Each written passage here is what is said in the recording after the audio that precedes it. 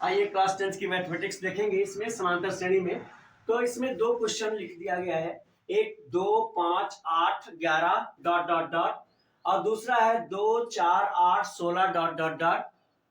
अब इसमें हमें ये देखना है कि कौन सा दोनों में से कौन ऐसा है कि जो समांतर श्रेणी में है और कौन ऐसा है जो समांतर श्रेणी में नहीं है। ये समांतर श्रेणी में है तो उसका हमें दसवां पद बताइए और सार्वधांतर बताइए। तो पहले क्वेश्चन को हम देखते हैं, हल देखेंगे इसका। पहला क्वेश्चन, इसमें हम देखेंगे कि ये प्रथम पद हमारा a1 इक्वल टू 2 है और सार्वधांतर निकालने के लिए d निकालने के लिए हम देखेंगे d इक्वल टू होता है दूसरा पद माइनस पहला पद इक्वल टू 3। या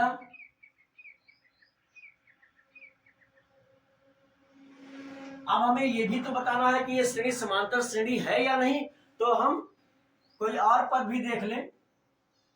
या d इक्वल टू 8 माइनस 5, ये भी 3 आ रहा है। या d इक्वल टू 11 माइनस 8, ये भी 3 है। जब दो पदों का अंतर क्रमशः दो पदों का अंतर बराबर आ रहा हो तो दी गई जो सीरीज है, दी गई श्रेणी है वो समांतर श्रेणी में है। इस तरह से पहला क्वेश्चन जो है वो समांतर श्रेणी में है। अब कहा गया है कि यदि समांतर श्रेणी में हो तो उस पद का दसवां, उस श्रेणी का दसवां पद बताइए।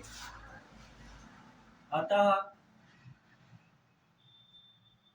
a10 इक्वल टू, हम पीछे भी पढ़ते आए हैं कि जब हमें जो पद बताना हो a10 इक्वल टू, प्रथम पद यहाँ 2 है, a प्लस n माइनस 1 होता है या सीधे 9d लिख देते हैं, दोनों लिख सकते हैं। तो अगर हम n माइनस 1 लिखें तो यहाँ 10 ऋण 1 हो जाएगा और d आया है 3, फिर आ जाएगा 2 धन 9 और d का मान रख दिया जाए 3, तो यह हो जाएगा 2 धन 9 के 27, आ गया 29। दसवां पद जो आएगा वो 29 आएगा। d का मान 3 यहां से लिख सकते थे या हम 9d सीधे लिख लेते, कोई दिक्कत नहीं थी। इस तरह से इस श्रेणी का दसवां पद आ गया। अब यहां हम दूसरे वाले क्वेश्चन को देखें, समांतर श्रेणी में है या नहीं। तो दूसरे वाले क्वेश्चन को देखने के लिए पहले हम a1 लिख लें। a1 यहां 2 है, a2 यहां 4 है और a3 इक्वल टू 8 है। अब हम सार्वधांतर देख लें। अगर प्रत्येक दो पदों के बीच सार्वधांतर बराबर आता है तो समांतर श्रेणी में है, अन्यथा नहीं है।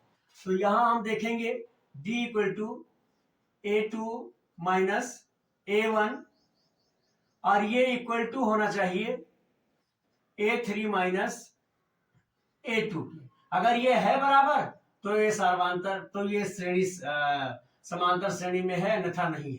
तो a2 का मान हो जाएगा 4 और ऋण 2, ये बराबर आना चाहिए a3 और a2, जबकि ये आता है हमारा 2 और ये आ जाता है 4। अतः दी गई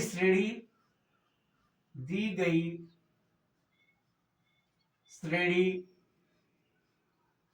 समांतर श्रेणी या एपी नहीं है। समांतर श्रेणी